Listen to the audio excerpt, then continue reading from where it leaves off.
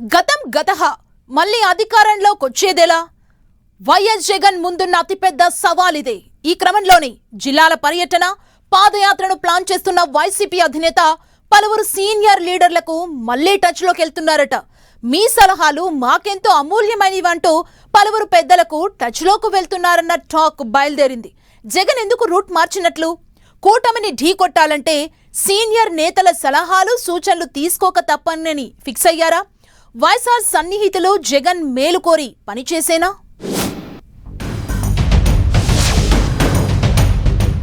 వైఎస్ఆర్ సన్నిహితులకు జగన్ దగ్గరయ్యే పనిలో ఉన్నారా? సలహాల కోసం కేవీపీతో మంతనాలు జరుపుతున్నారా? ఉండవల్లి అరుణ్ కుమార్ సూచనలు కోరుతున్నారా?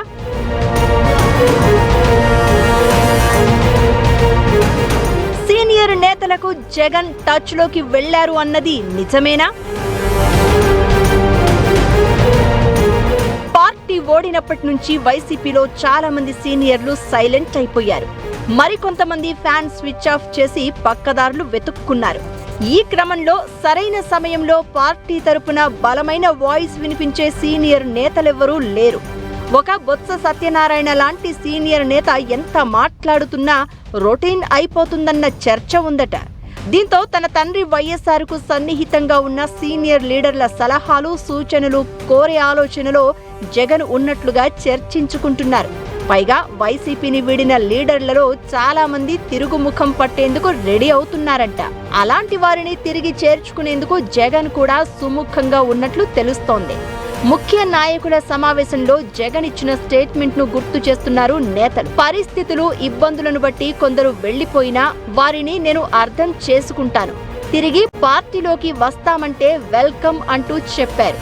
ఇక మరికొందరు నేతలు ఏ పార్టీతో సంబంధం లేకుండా యాక్టివ్ పాలిటిక్స్ కు దూరంగా ఉంటున్నారు. వైఎస్ఆర్ సన్నిహితులుగా జగన్ మేలు కోరేవాళ్లు ఉన్నారు. అలాంటి వారి సలహాలు, సూచనలు తీసుకుంటే బాగుంటుందనే థాట్కు జగన్ వచ్చినట్లుగా చెప్పుకుంటున్నారు. తెర వెనక రాజకీయం నడపడంలో, పవర్ఫుల్ స్ట్రాటజీస్ వెయ్యడంలో కేవీపీ తర్వాతే ఎవరైనా అనే చర్చ ఉంది. అలాంటి కేవీపీని ఈ మధ్య చెన్నైలో తన అన్న కొడుకు వివాహ వేడుకలో కలిశారు Jagan. How are you uncle అంటూ జగన్ పలకరించారు. ఆ సన్నివేశం అందరినీ ఆకట్టుకుంది. సోషల్ మీడియాలో తెగ వైరల్ అయింది. కేవీపీ, జగన్ అంత సన్నిహితంగా ఆనందంగా మాట్లాడుకోవడం ఆ మధ్య కాలంగా ఎవరూ చూసింది లేదు. దాంతో అది పెద్ద చర్చగా మారింది.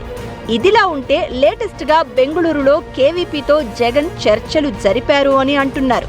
ఇందులో వాస్తవం ఎంతుందో తెలియదు, కానీ జగన్ తన రూటును మార్చుకున్నారా అన్న చర్చ జరుగుతోంది. సీనియర్లు, పైగా తన తండ్రికి సన్నిహితులుగా ఉన్న నేతలతో జగన్ సంప్రదింపులు జరపడం వెనక పెద్ద ప్లానే ఉండొచ్చన్న టాక్ వినిపిస్తోంది.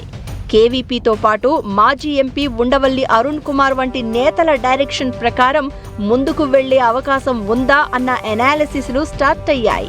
కేవీపీతో జగన్ ప్రత్యేకంగా భేటీ అయి ఫ్యూచర్ ప్లాన్స్ పై డిస్కస్ చేసినట్లు గాసిప్స్ చక్కర్లు కొడుతున్నాయి. కేవీపీ రామచంద్రరావు కాంగ్రెస్ తరపున ఏకంగా 12 ఏళ్ల పాటు 2 సార్లు రాజ్యసభ సభ్యుడిగా పనిచేశారు. 2020లో ఆయన రాజ్యసభ నుంచి రిటైర్ అయ్యారు. కాంగ్రెస్ పార్టీలోనే ఉన్న వయసు రీత్యా గతంలోలా యాక్టివ్ పాలిటిక్స్ చేయడం లేదు. అయితే కేవీపీ మంచి వ్యూహకర్త అన్నది ఓపెన్ సీక్రెట్. అందుకే తెర వెనుక మంత్రాంగం కోసం కేవీపీ సేవలను వాడుకుంటే జగన్ కు చాలా ప్లస్ పాయింట్ అవుతుందని లెక్కలు వేసుకుంటున్నారట ఫ్యాన్ పార్టీ లీడర్లు. ఇప్పటికే మాజీ మంత్రి ధర్మాన ప్రసాదరావును పార్టీ హెడ్ ఆఫీస్లో కీలక బాధ్యతలు చేపట్టాలని కోరినట్లు వార్తలు వచ్చాయి. సీనియర్ నేతల వాక్చాతుర్యం, సలహాలు, సూచనలతో కూటమిని ఢీకొట్టి వచ్చేసారి అధికారంలోకి వచ్చి తీరాలని కసి మీదున్నారట జగన్. మాజీ ఎంపీ ఉండవల్లి అరుణ్ కుమార్ రాజకీయాలకు దూరంగా ఉన్నప్పటికీ వైసీపీ ఆయనను తమ పార్టీలో చేర్చుకోవడానికి తీవ్రంగా ప్రయత్నిస్తున్నట్లు తెలుస్తోంది. ఇటీవల అంబటి రాంబాబును పరామర్శించిన తర్వాత తిరుమల లడ్డూ విషయంలో కూటమి ప్రభుత్వంపై ఉండవల్లి చేసిన విమర్శలు వైసీపీలో కొత్త ఆశలు రేకెత్తించినట్లు చెబుతున్నారు.